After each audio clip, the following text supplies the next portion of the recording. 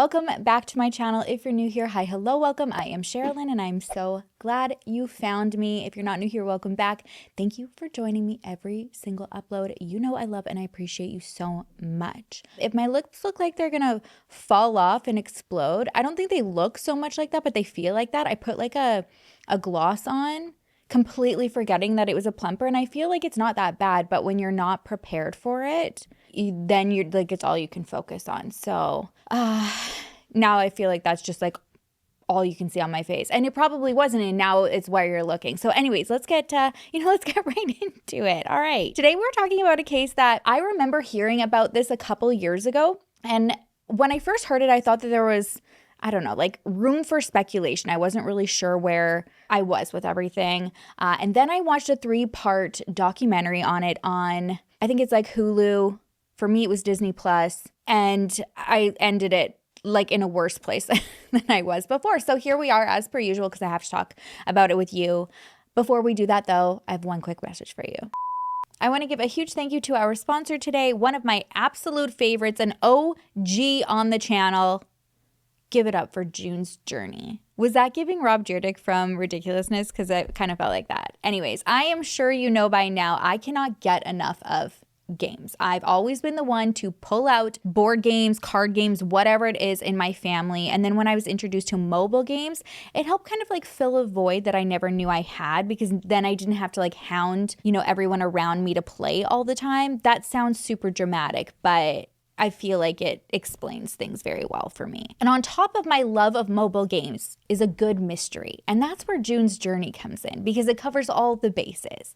If you haven't played June's Journey, first of all, you have to, okay? It is super fun. It's a hidden object game set in the 1920s. It's just perfect. That's the best way that I can explain it. It encompasses everything we here love on this channel.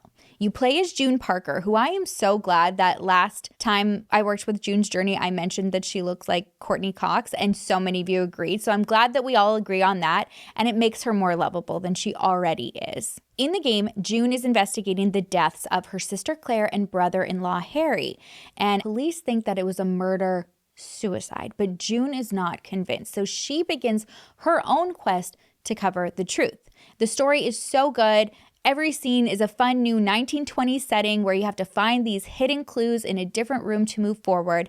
And while you're doing that, you also can earn points to decorate like your scene and island as well. It's the perfect mix of relaxing and engaging. And this month is extra special because June's Journey is celebrating its 8th anniversary, and they're going big with a spookiversary. All throughout October, there are Halloween events and surprises waiting for you, including a brand new mystery left by June herself. There are so much extras added on. You can join exclusive in-game events to unlock rare decorations and powerful bonuses. You can also decorate your island with a gothic-inspired Halloween makeover. So the more you play, the more resources you collect, and then transform it into like this little haunted masterpiece. There's even an interactive community challenge where you help solve June's century-old mystery. So you can watch the special video series on June's Journey YouTube channel, and doing that, you may even win exclusive in-game rewards. I personally love when games do this. This adds such an extra fun element. And I mean, June's Journey on its own, it's already a masterpiece on its own, but to have like these extra side challenges and these like spookiversary events, I just cannot wait for it. It makes it even more exciting. So if you want to join in on the 8th anniversary spookiversary fun with me, it's free to play on iOS, Android, and PC. Just search June's Journey and download to play for free today. Thank you so much, June's Journey, for sponsoring today's video, and I cannot wait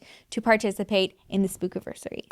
Okay, so this case happened in June 2015 in Whitesboro, New York, in Oneida County. 60-year-old Mary Yoder was a successful, kind wife, mom, and doctor. She and her husband Bill were both chiropractors, and they owned a chiropractic clinic called Chiropractic Family Care. And they had been married for around 40 years and had 3 children together. They had daughters Leanna and Tamarin and son Adam Yoder. And it was Adam's ex-girlfriend, Caitlyn Connolly, who was working with Mary on the last day of her life. Now, Caitlyn and Adam were no longer together at this point, but they had met in 2001 at a graduation party and began dating soon after that.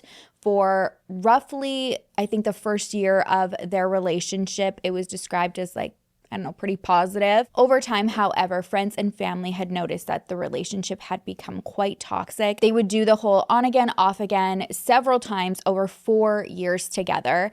And I think that like no matter who you talk to about this, like on either side of, you know, like Adam's friends and families or Caitlyn's, that it was toxic on both. So I think even like Adam and Caitlyn both admit that. Now, I feel like depending on which coverage of this case you watch, you will see different narratives pushed. So when I initially heard about this case, I remember Adam very much being portrayed as the aggressor, and probably why I had so many lingering suspicions about this whole case. But like I said, I recently watched a documentary. It was called Little Miss Innocent, and I don't know if it was just like the way the documentary was presented, because the evidence didn't really change and like the story didn't really change, and it was coming from her perspective, but like a whole new light was cast on this case for me, and I just ended up going like, okay, well now what?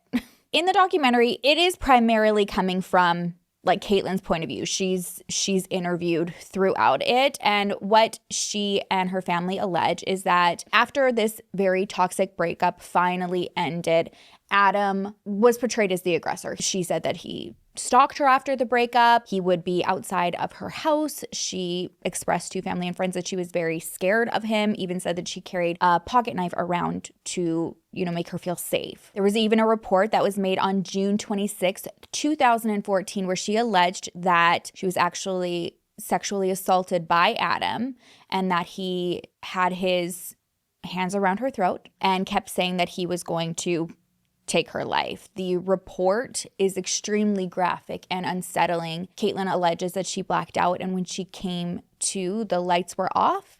Her bathing suit top was around her stomach, and she believed her bottoms were off as well.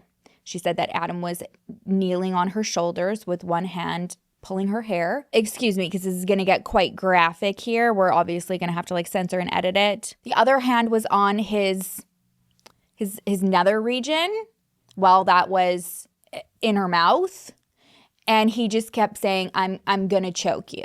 The report went on to say that he then proceeded to go vaginally, and she did not give him permission to do that. She said that she was crying and asking him to stop, that he did not, and the end of the report ended with her saying that she would like to press criminal charges against him, which is what she did. In the documentary, there's also a recorded phone call between Adam Yoder and Caitlyn Connolly about this situation. It was placed on November 18th, 2014, and Caitlyn was at the police station in this call, and I don't believe Adam was aware of that, but it was being recorded while she was at the police station. And throughout it, he's saying like, are you alleging that I raped you? And then she says, yes, that's what happened. And he does say in it, I was very intoxicated and I don't remember that happening. Ultimately, after that phone call, Katie decided not to press criminal charges. We will revisit this later on in the video though. Now, despite them being broken up and clearly having a very unhealthy, toxic, allegedly, disgustingly abusive relationship, Caitlyn was still close with the family. Mary's sisters and friends said that Mary considered Caitlyn to be like a daughter, and Caitlyn was still running the clinic for the Yoders even after Adam and her had broken up. On July 20th, 2015, 8 months after that report was filed, Caitlyn is at the clinic with Mary. She describes the start of the day as just a typical day. It was just the two of them in the office in terms of staff, and I believe Mary was seeing her patients throughout that day as well. Around noon, Caitlyn said that Mary briefly left to go check on her mother and then returned back to the office. And after returning, she started to feel really sick. She even called Bill and left a message saying she was on her way home because she was feeling so awful. Just based on family and friends explaining her health or like what she was thinking was going on at that time, I think it seems like she thought that she had just like this stomach bug, but her condition declined rapidly. She was ultimately admitted to the hospital, but doctors couldn't figure out what was wrong. Everything was going wrong so fast her organs were shutting down and they couldn't find the cause and try to like reverse anything. Tragically, within 48 hours, Mary was gone. This is a huge shock to everybody who knew her because she is like the poster woman for health. I mean, even just like seeing pictures of Mary without personally knowing her, you can see this is a woman who took very good care of herself. So for her friends and family, that was kind of the biggest shock at all. It was literally one of those cases where this came out of nowhere. She's, the picture of perfect health. She was working that morning, feeling fine. How do you go from that to a decline so rapid that she's dead and doctors don't know why within like a 48-hour time span? Once the autopsy results came back, it ultimately led to even more questions for everybody than answers. According to the autopsy report, it said that Mary had ingested a lethal amount of colchicine, which is a medication used to treat gout. Mary did not have gout, so that was the first big question mark, like why was she taking this medication to begin with, and why such a large dose? Allegedly, this poison is very inconspicuous. It's like a very small amount of a powder that takes seconds to, like drop in a drink or food and go virtually undetected. It's just a little bit that you need and wouldn't, like taste it and know that something's not right. This is also something that you can't just get off the shelf. You have to be a doctor to get it. Not only was Mary a doctor who possibly could have gotten it, but her husband, Bill Yoder, is a doctor too. What has Dateline taught us? Is it always the spouse? Usually. Not always though, but it is usually the starting point for investigators. So that is where they started. They started looking at Bill. It was actually Mary's sisters that wanted Bill investigated and believed that he was the only one with really anything to gain. And that suspicion only grew when the family learned that Bill had gotten into a relationship very quickly after Mary's death.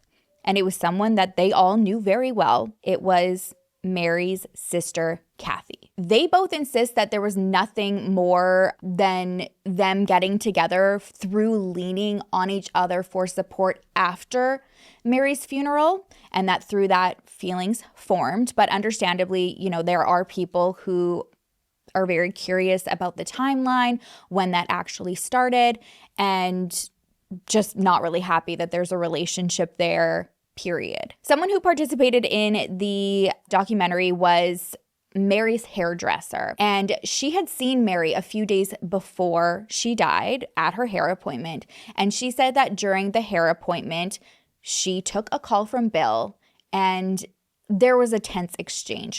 She also is somebody who was very suspicious of Bill. She did not know the full context because she could only hear Mary's side, but she said that she heard Mary firmly say something along the lines of, "No, that is not going to happen. We are not doing that." And she said the way that Mary said it stood out because it was firm, and firm was very out of character for Mary. Based on her explanation of what she thought of Bill in the documentary, I think it's safe to say that she's not a fan. She said that he's the type of person who thinks he's the smartest person in the room. And she said that, when you're that type of person, you believe you are also smarter than investigators and probably think that you could get away with taking somebody's life, which is something that she actually expressed when she found out that Mary had died. She said that she found out about Mary's passing the day after she died, and it was Bill who called her to cancel all future hair appointments. And when she asked if everything was okay, he said no, she went to the hospital and it didn't go too well. And so she said the call did not sit with her well, kind of freaked her out. And she even mentioned that to her client who was there while she took the call. And she said, I just spoke to a client's husband and I think he took her life. So, with all of this kind of stuff, doesn't look good, but it's not enough for investigators to make an arrest. So things are just kind of at a standstill until 4 months into the investigation, the investigators receive a letter. In the letter, it says, "If you find colchicine in Mary's system, I know who is responsible. It's her son, Adam." And this can be proven because the colchicine is in his vehicle, which is a 1991 Jeep Wrangler. Direct quotes from this letter was, "If the toxin found in her was colchicine, Adam Yoder, her son, is responsible. He told me he did it, and moreover, he told me how and where he put the rest of the toxin." The letter went on to say he felt she was unfair to him and he resented that. She should have helped him more. "When I saw him a couple days ago, he appeared agitated and said he was the reason for her death and he wished he could take it back. Then he said he had bought a bottle of colchicine online and put the toxin in one of her vitamins when he was over at his parents' house." Obviously, after receiving this, investigators call Adam in. They tell him about the letter and what was said in it, and they ask if they can search his Jeep. He agrees. Sure enough, there is colchicine under the passenger seat in this like ripped open mail, like little package envelope. And his face while they're discovering this it's shock. He's adamant, like he has no idea how it got there and he had nothing to do with his mother's death. Again, doesn't look good, but it's not enough to prove that he was the one responsible and that someone's not framing him. Now, I had gone back to confirm this because I thought that the timing was a little bit much given that she was the last person with Mary during the day. But from what I'm able to gather, I think after Adam had been brought in and kind of like being looked at as a suspect, that's when Caitlyn was brought in to be questioned in December 2015. This is 5 months after Mary's death. And I think initially investigators are just wanting to see, like, you know, she probably has some really good information about the family since she was also still working at the clinic and had a relationship with Adam in the past, knew the family very well, and just wanted to get some more information on the dynamic between Mary, Bill, and Adam. Caitlyn said when she was, finally brought in and asked questions, she was looking forward to it. She was hopeful that she was going to be asked questions that would lead to answers about what happened to Mary. The investigators described that initial interview with Caitlyn as beneficial. At first they said that she was very forthcoming. She appeared to be very credible.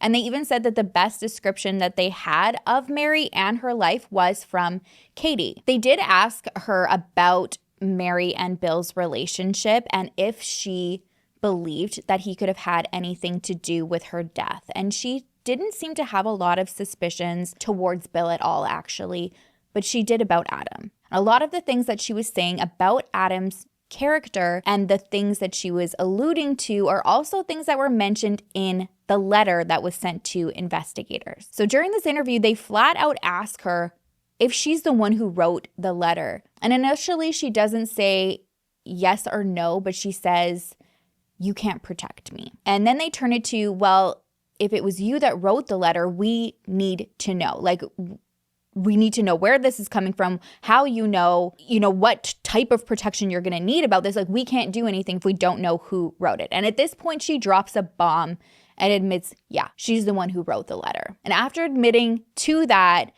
this interview now turns into like almost an interrogation because now she's being questioned as a potential suspect. And the reason is because investigators said prior to knowing who wrote this, whoever wrote this letter knew more about the crime than even they did, and they believed had something to do with what happened to Mary. According to Caitlyn, she said the only reason she knew that the colchicine was in Adam's car is because he told her that it was. She initially thought that it was just a ploy for attention because she said that this is something that he would do in the past, like try to get this like wow factor reaction out of her. But as time went on, she said she started to think, okay, maybe he really is responsible, and even started thinking like, okay, well, why would he do this? And because they had kind of like really ended things like within this past year, she thought maybe this was like a ploy to get back together. She did say that after Mary passed,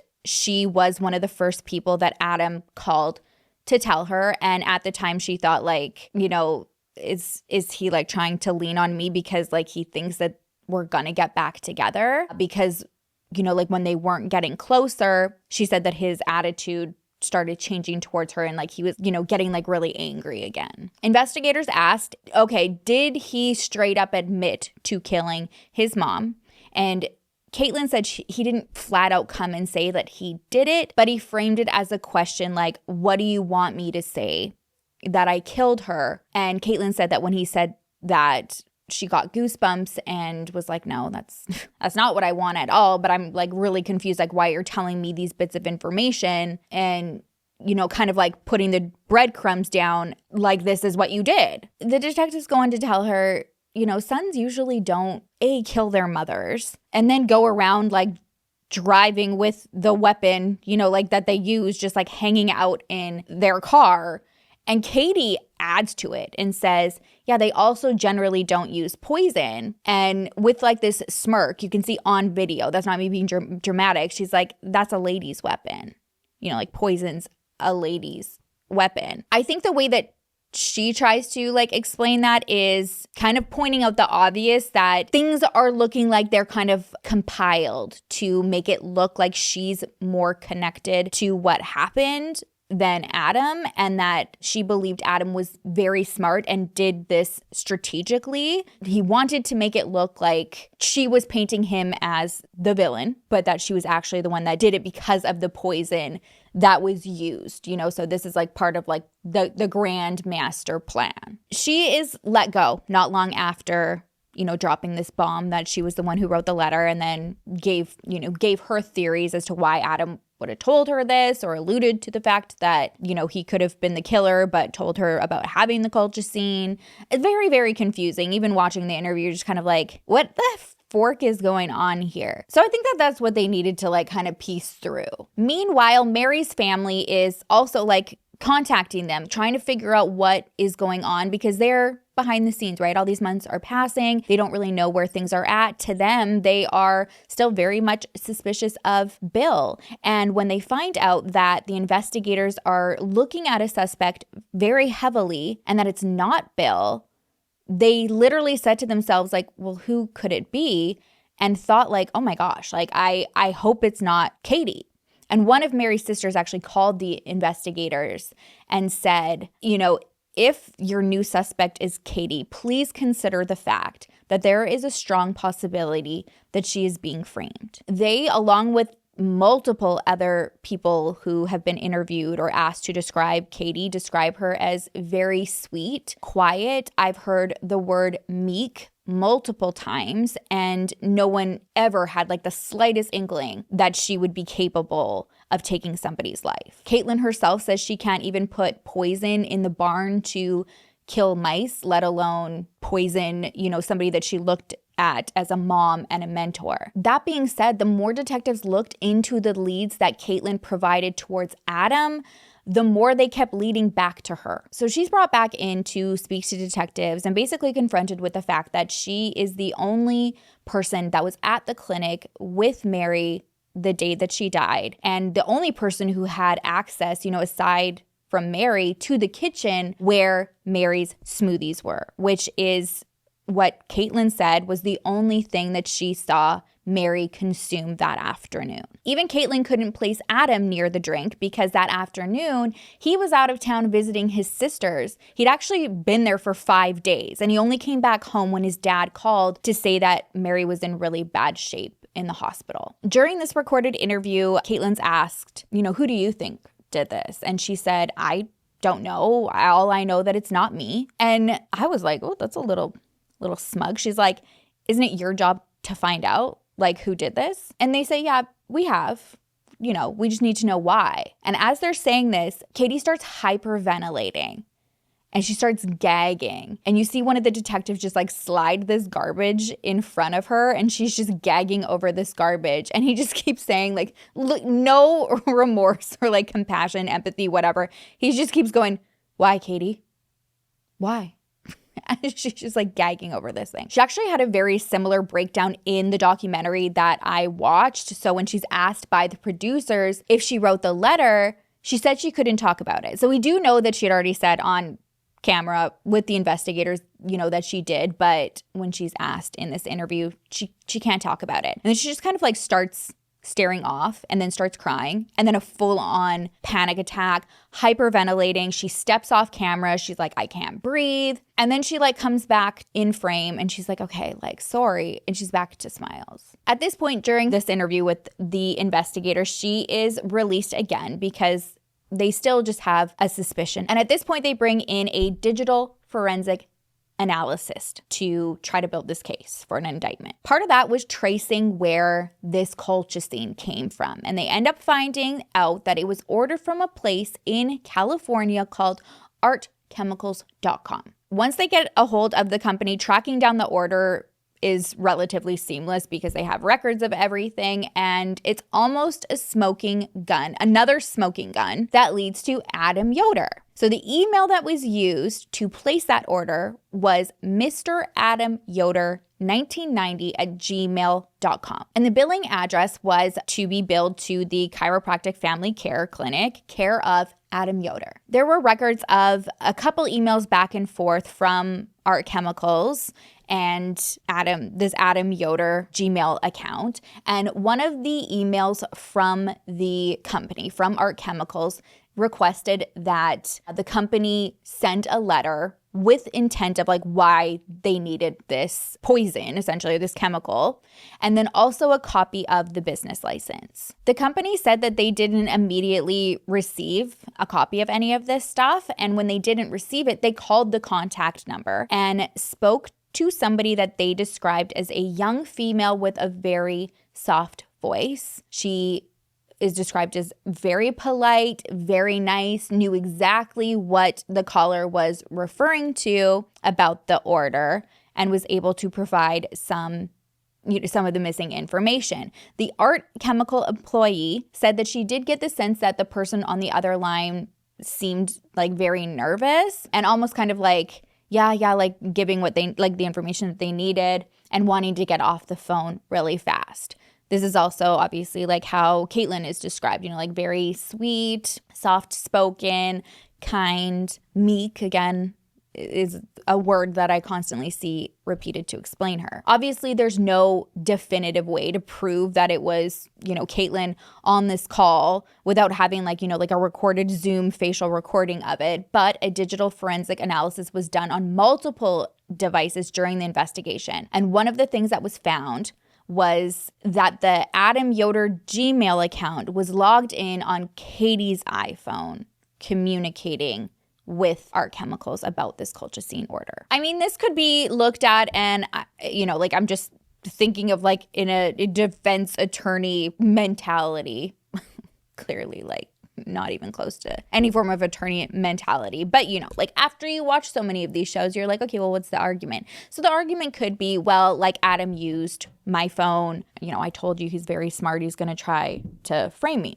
But the colchicine bottle and packaging that was found in Adam Yoder's car was swapped. And when the touch DNA came back on it, it did not match Adam Yoder.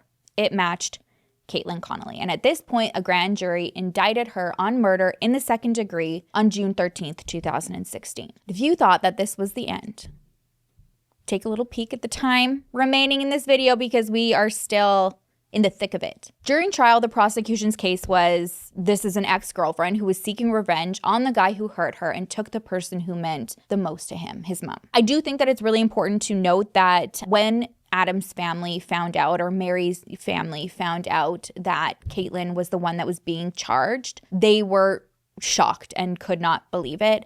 Adam's sister said at this point is when Adam shared a lot of things that they said they didn't really know up until that point about that relationship, that yes, they knew that it was toxic, but not to the extent of what it really was. And he just said to them, like, you guys do not know the real Katie. And at this point, he tells them about that police report that was filed claiming that he raped her a year prior to Mary's death. And I think it sounds like during that whole time, because he admits that he was so intoxicated that he could have possibly done something that he didn't remember, even though he could never see himself doing that once hearing like how aggressively he was being framed, he was like, was that also fabricated? And I will say that after learning about a text exchange that happened right after that recorded phone call of her in the police station, I don't ever want to,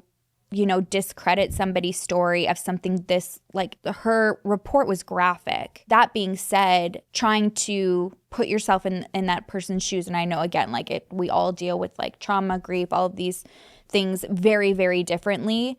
But I would have a hard time, I don't know, doing the same things like right after leaving that police station as Caitlyn chose to do. Adam was able to prove that after that phone call in the police station was placed, we know that Katie decided not to press criminal charges. But an hour after that, she texted Adam saying, "I miss you, Adam. It was really nice to hear your voice." And he said, "Yours too."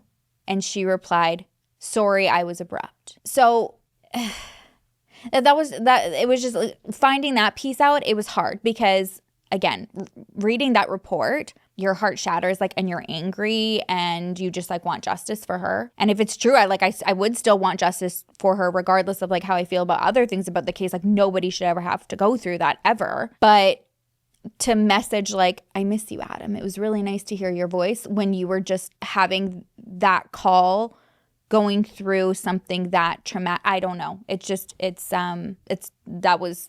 tough to kind of wrap my head around. And investigators did ask if there was anything on her phone that corroborated her allegations, and she was able to show printed pictures of her alleged injuries at that time. But back to the digital forensic analysis, they were able to find those pictures, the same pictures, on her cell phone. And they were able to see that some of those photos were taken years prior to the date of this alleged sexual assault. It looks like these were images that were taken because of an accident that she had horseback riding. So they were pretty, graphic bruises.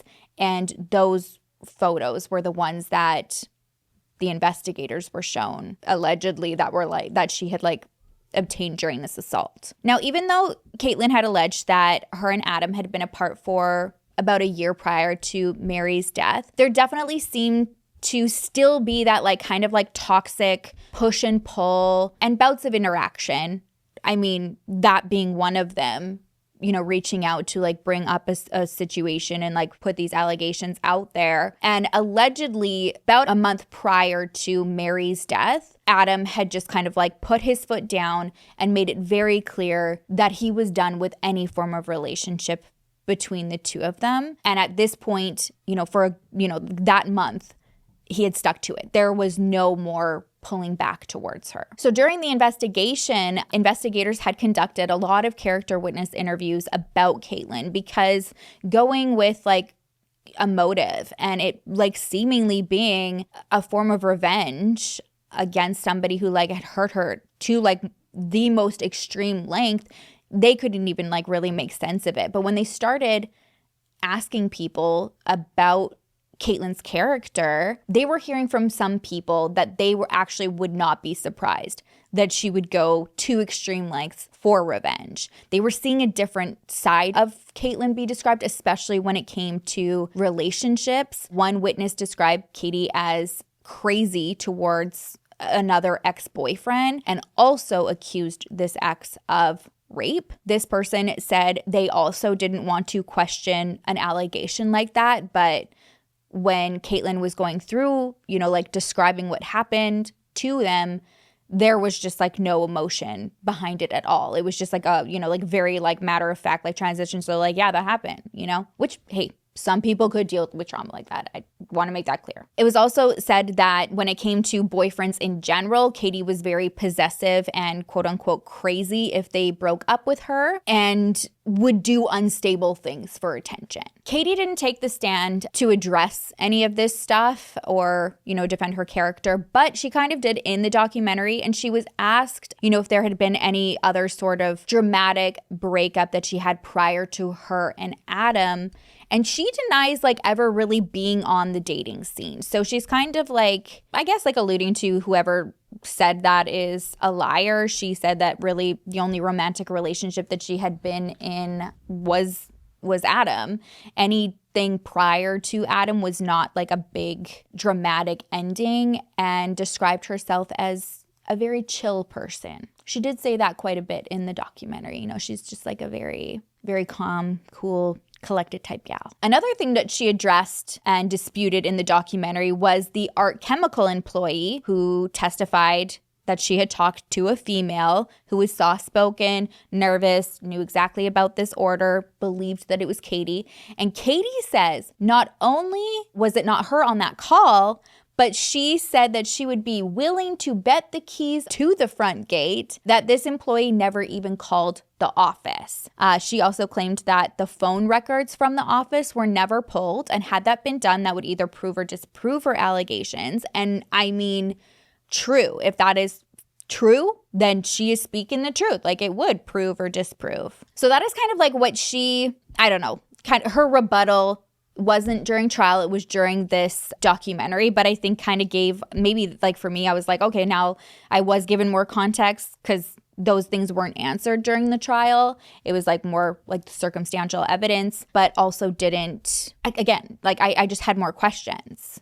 I was like, okay, well, we're going to take your word for it. For the defense's case during the trial, it was very much, this was Bill, and his motive was that he wanted to be in a relationship with Mary's sister, Kathy. Kathy and Bill both were on the stand, and Kathy explained that there was never a relationship prior to Mary's death, and that this had progressed when they were both leaning on each other through their grief, and that connection ultimately led to an intimate relationship, but that was not until 2 months after Mary passed. There is some digital evidence that also kind of proves that, yeah, there wasn't really anything going on prior. I believe that there was a text message exchange between Bill and Kathy 2 weeks after Mary's death. They were arranging to get together, and Bill had to get directions on how to get to Kathy's house. So it was like, you know, like, where are you living these days? Like, how do we get there? Investigators looked at that like, well, if there was a secret affair prior to Mary's death, and this being like the motive, you probably should have known where her house was. Based on interviews from like the prosecution, it seems like they felt like really good after both sides had presented. They felt like they had just kind of like decimated this like Bill Yoder, Kathy angle because of like this affair. And for the most part, proving like, it doesn't really make sense. Like, it does seem like this happened after, regardless of how you feel about it, right? Like, we can have emotions and feelings and opinions on like, oh, that's like probably not a choice that I would have made. Fine. Does not lead to somebody being like guilty of murder. Also, they have, I guess, like the only representation that they can in a poison case of having like a smoking gun, which is that they had the package that the colchicine bottle was in. They still had the bottle of colchicine, and the DNA on that was leading back to Caitlyn Connolly. They also believed that they had proven, you know, a pretty strong case that the bottle was purchased by Caitlyn. So it's not like she was, you know, set up to like touch something that she didn't even know what its contents were. It looked like she was the one who set up that email. It was on her phone, you know, all the things that would make you feel pretty confident that you won a case. And then the jury comes back, and it is a verdict of 10-2 not guilty. So 10 not guilty, 2 guilty. And it was a hung jury. They were not able to come to a unanimous decision. I was actually floored. I was floored when I had to like rewatch and be like, wait, like 10-2 guilty? No, it was not guilty. And again, yeah, I get it, like circumstantial evidence, but I just felt like when you kind of like looked at it all, I don't know. I thought that would have been more split. Anyways, it was literally 2 people away from a full acquittal. So Caitlyn's family team herself, they took this as a positive. You know, like, although obviously they want this full acquittal, they're seeing that the majority, a huge majority, believed that she wasn't guilty. And Caitlyn said that it felt good that like people believed her. Now, the jury is like a whole different drama on its own. One of the female jurors accused one of the male jurors of being like the ringleader of the group. Like, he was this like loud, boisterous person, and she felt like people just kind of like went along with whatever he was saying. And he alleges that one of the jurors said, well, someone's got to pay for it. and they believe she's the one who did it. So, like we sat here and just listened to like obviously her doing it. So like it must be her. And he didn't like hearing that. So that the boisterous juror, his name's Pat. He said that he completely lost it. He like ripped the blinds off the window. He's like, I'm not a violent person, but I felt like I was going to lay hands on someone. So I just like took it out on the blinds. But he said that he was so upset because somebody's life is on the line, and he didn't want to, just go on like, well, someone had to do it, and we've all been sitting here, and this is the one that they tell us did it, so we might as well go with it. And he didn't feel that there was like concrete evidence, and he was not confident, without a shadow of a doubt, that she was guilty. So it was alluded that this Pat guy, because of like his like big personality, and got aggressive and was like, we are not going to do this to someone's life in the line, and there's no concrete evidence, that everyone kind of like got scared and like almost intimidated into this decision. But this, one of the two that like did not budge just said that like she felt like something was off and believed Caitlyn was guilty. And once that hung jury verdict was read, she said that she actually saw this juror, Pat, in the hallway after it was read, and he shook Caitlyn Connolly's dad's hand in that hallway. So it later comes out that Pat used to rent one of the trailers in Vin Connolly's trailer park. So Caitlyn's dad's trailer park. So he was like, Pat was Vin's tenant. Am I getting confusing now? I don't mean to be. Pat says, yeah, that's true, but that had nothing to do with his decision. And he said that he believes that one of the reasons he was even selected as a juror is because while he was going through the interview process, he was like very straight up with them. He's the same type of personality. He said like, I'm a man of integrity. I stand up for what's right and wrong. And I believe in, the justice system so strongly that even if I was a juror on my own daughter's trial and I believe she was guilty, I would have no question convicting her. So he said that exchange in the hallway was not like a, pleasure doing business with you, but that he went and said hi to Vin. But also when Vin had said like, thank you for your help or whatever, he said like, oh, like, don't thank me. I would have voted guilty if I believed she did something. But based on this evidence that was presented, like I just couldn't. So that's Vin's story, or that's Pat's story.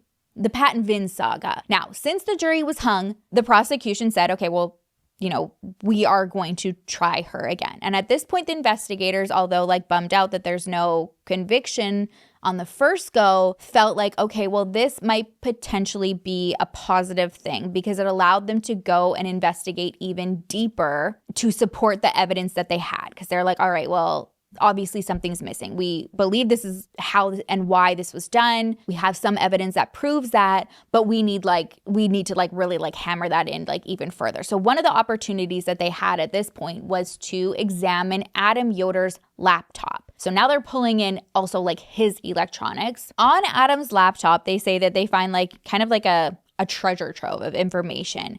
There were numerous cell phone backups. They said there was pages and pages of backups. And on about the third page, investigators noticed that it wasn't just Adam's phone that was being backed up to that computer, but Caitlyn's phone as well. So through all of these backups, they're able to cross-reference what they had from her initial device sweep and see a bunch of missing information on her sweep that was now in the backup on Adam's computer. And there were a lot of things missing. They said that there was over 6,000 images that were deleted, and over a dozen of them were screenshots from sites about poison. So all different types of poisons were also searched. And it was towards the end of December that they are able to see that colchicine was starting to be looked into more. They also see that there is a screenshot of a breakdown of measurements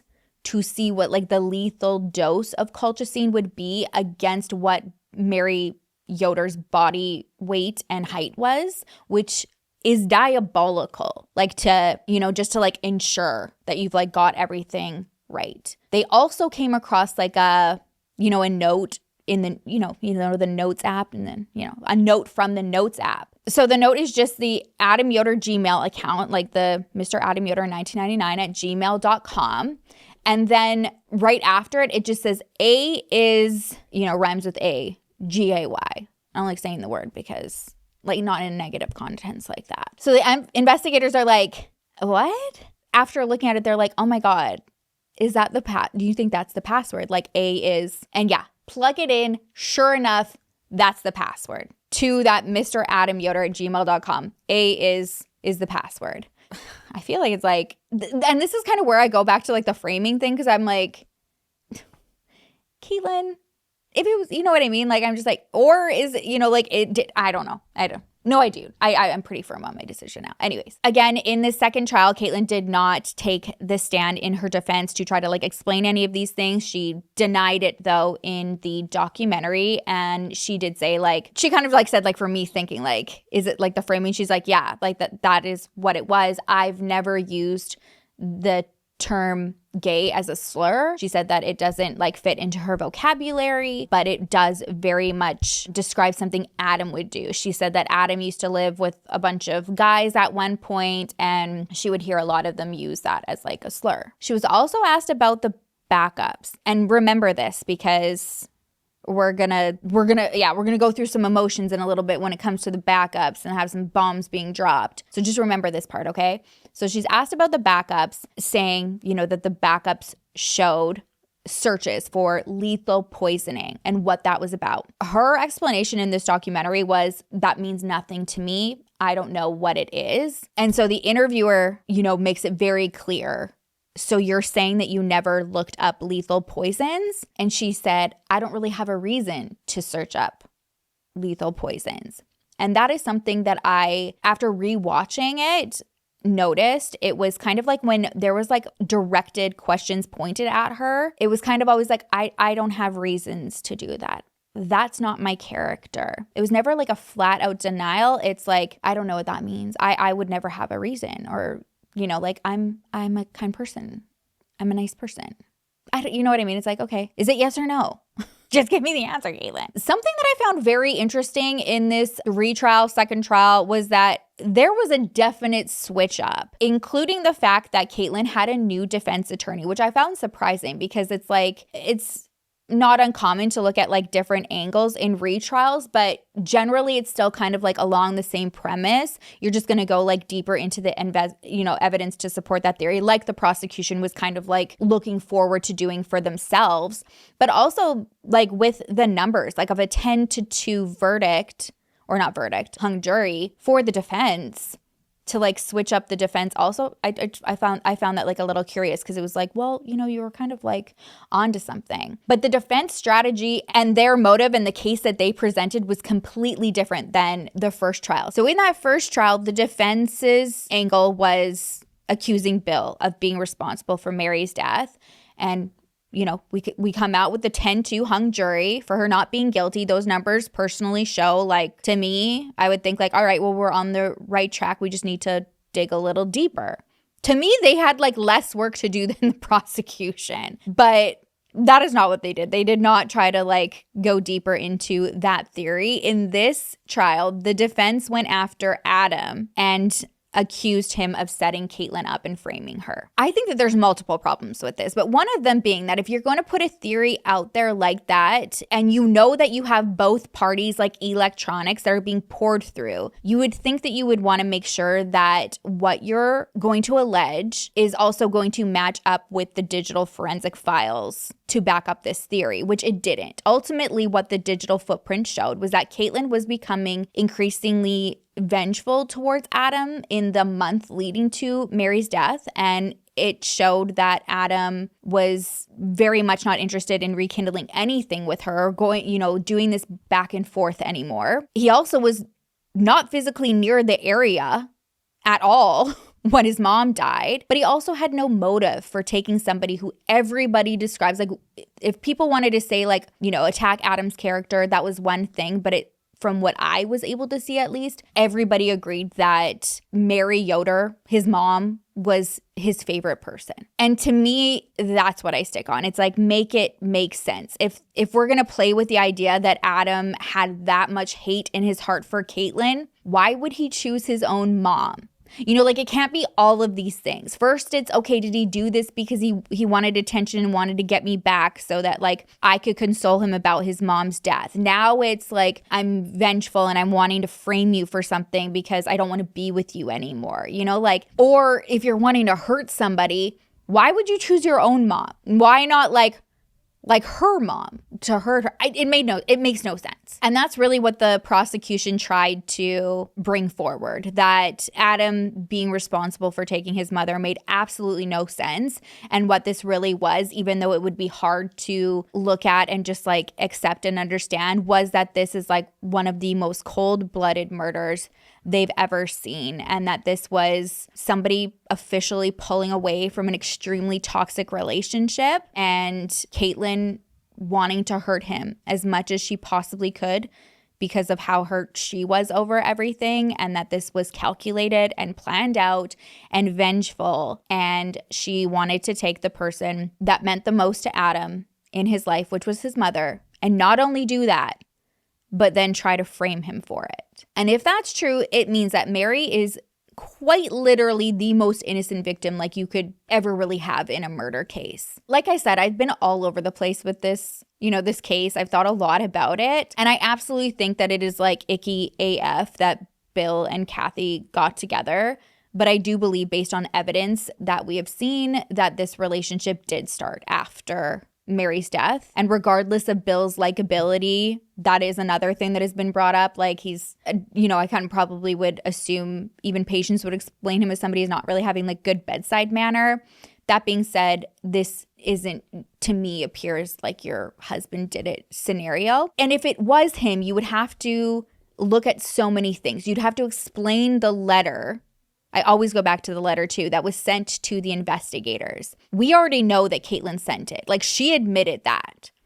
So was she working with Bill to frame his own son so that he could benefit and be with her sister? Or did Bill just like plant the poison in his own son's car and somehow luck out that Caitlyn's letter would bring investigators exactly where it was? Like, when you play out these scenarios and then try to like make them all align together, it doesn't make sense, because it always leads to back to the letter and the fact that she admitted to being the one to write it. Another aspect of looking at this as Caitlyn being guilty and how diabolical this would be is that she would have not only been the one to poison Mary, but she would have seen Mary's deterioration, and she sat there and just watched her die. She could have been the one to tell doctors, like, as they're trying to figure out what it is, exactly what it is. And I don't know any about like colchicine poisoning, but maybe, like if you know what's going on, there could be, I don't know. Anyways, it's just to think of that and just be like, you're watching somebody that you quote unquote refer to as a mother die, gives you chills. Another thing that got all switched up with this retrial was that there was an extra charge that was added for jurors to consider, and it was manslaughter. So both cases present their stuff. Prosecution's just kind of same angle, just a little bit further into their theory. And the defense, obviously, we know is a completely new switch up, okay? Jurors go to deliberate. This time, they are able to come to an understanding, all right? Verdict comes in.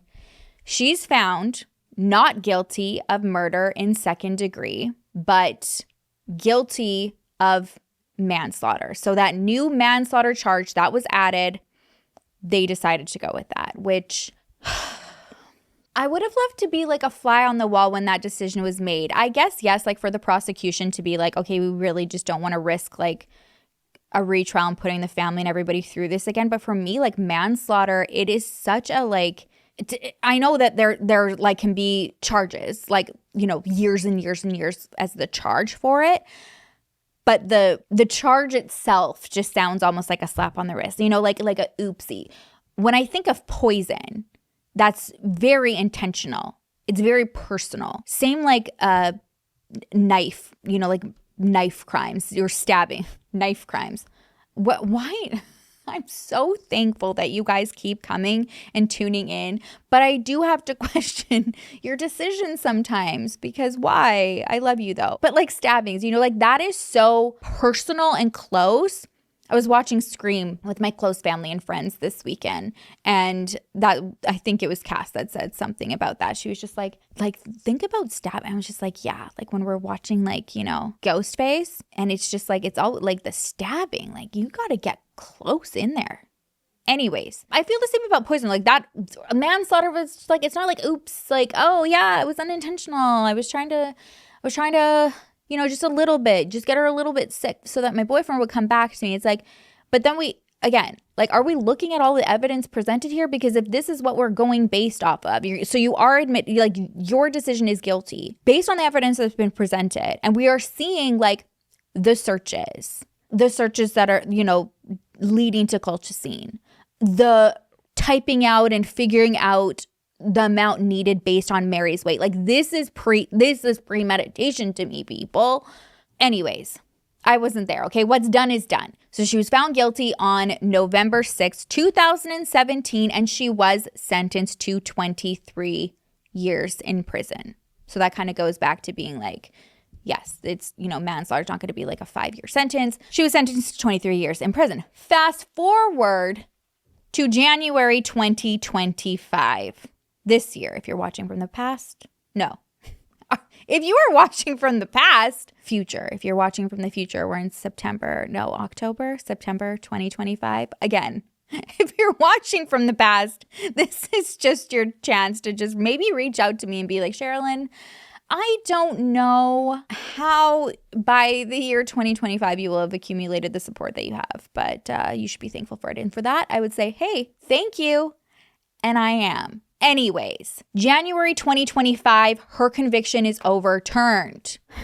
The reason it was overturned wasn't because of, some new evidence or like Adam, coming forward and being like, everything she said is true. I was trying to frame her. It was basically a legal script that actually Caitlyn found and brought to her new attorney's attention while they were trying to like figure out an appeal. So this article says that Caitlyn, who had been working in the law library at Bedford Hills Correctional Facility, first drew her attention to a document which she describes as probably the most facially insufficient warrants I've ever come across. So she's going through her like all of the documents for her trial.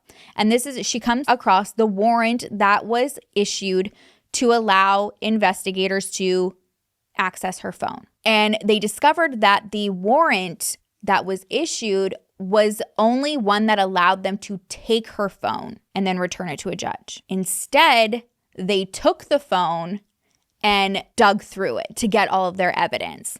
So this article says that this was not a warrant to take her phone and look through it.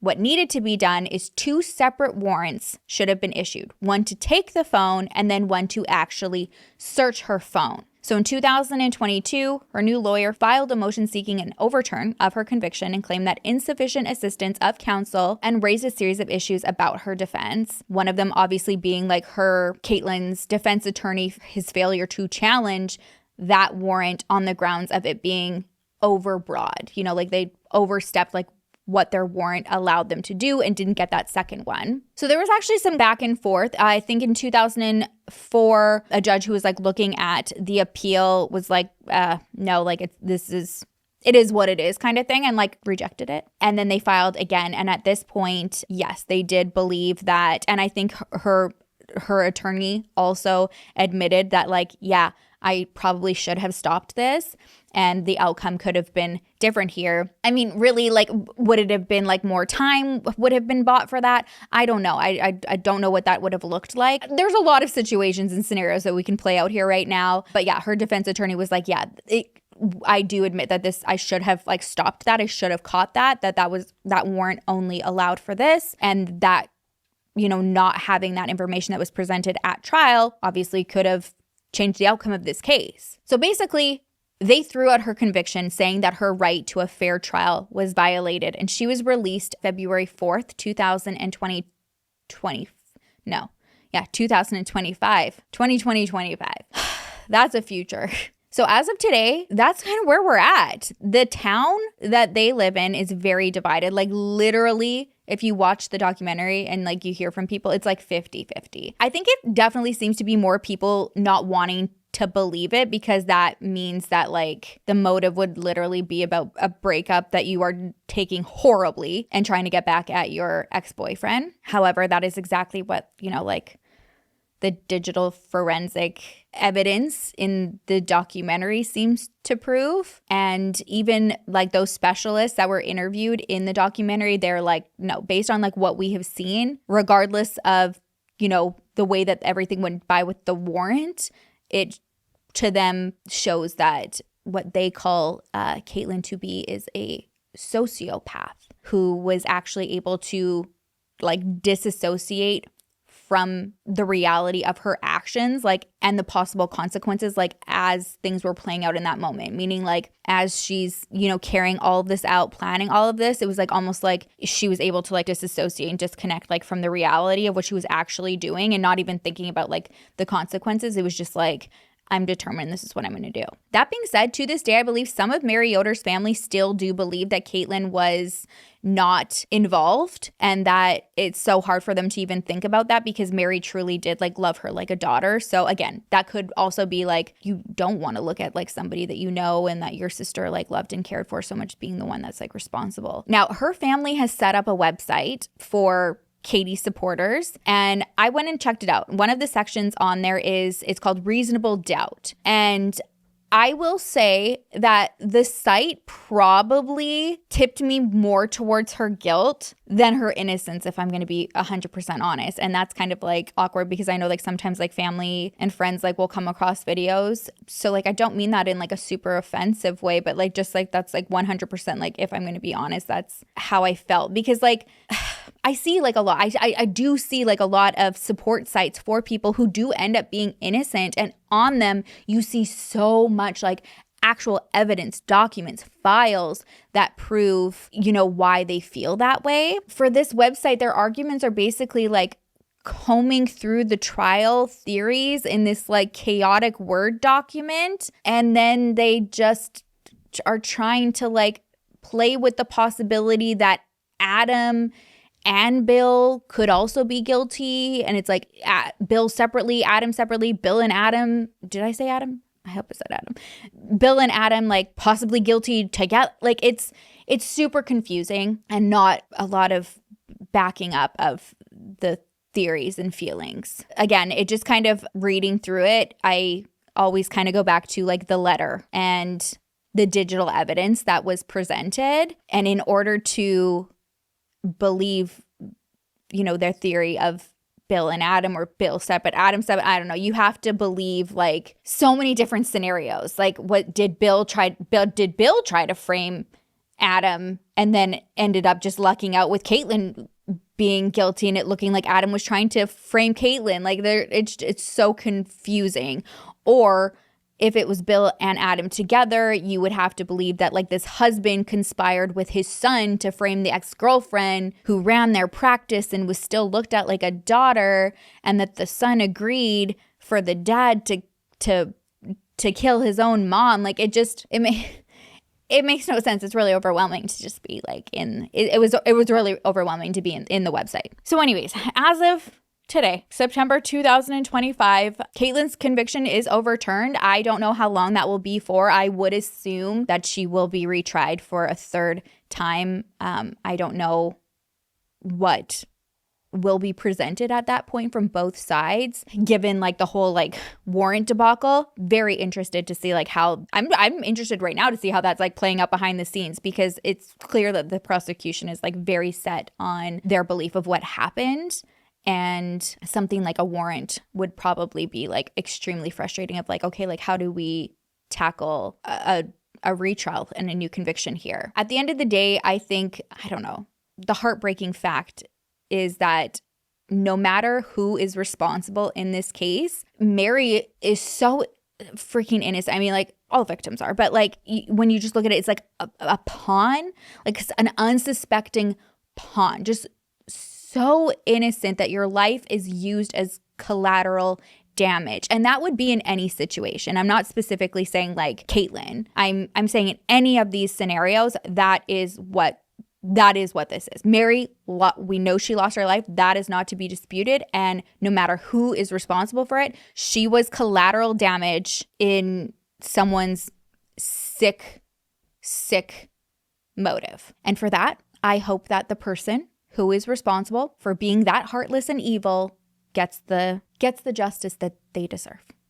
And I think that's how we'll end things. I will keep an eye on this case and update you with any new developments as they happen. But right now, that's it. So I'm really curious to know your thoughts. I feel like that was a lot. And I even condensed a lot of this. I would highly recommend going to check out the documentary. I also highly recommend going to check out any other videos on this case and 48 hours or Dateline episodes on it too. Like I said, I felt like each thing that I've seen out over the years of this, I've kind of been uncertain. And then after seeing this documentary, I was like, I feel like a little bit more sure of my thoughts. And then after the website, I felt really sure about the thoughts. So I don't know. I'm very curious to hear from you guys. As always, please keep it respectful and loving in the comments. And yeah, that's it for me today. I'll see you in the next video. Thank you again so much to June's Journey. Make sure you guys download June's Journey for free and follow along with their spookiversary. I'm so excited for it and I can't wait to hear your guys' thoughts too. I will see you in the next video. I will miss you terribly. Until then, make sure to love each other, love yourself, and I will see you. What? And I will see you soon. Okay. I just spaced out. I gotta go. Bye.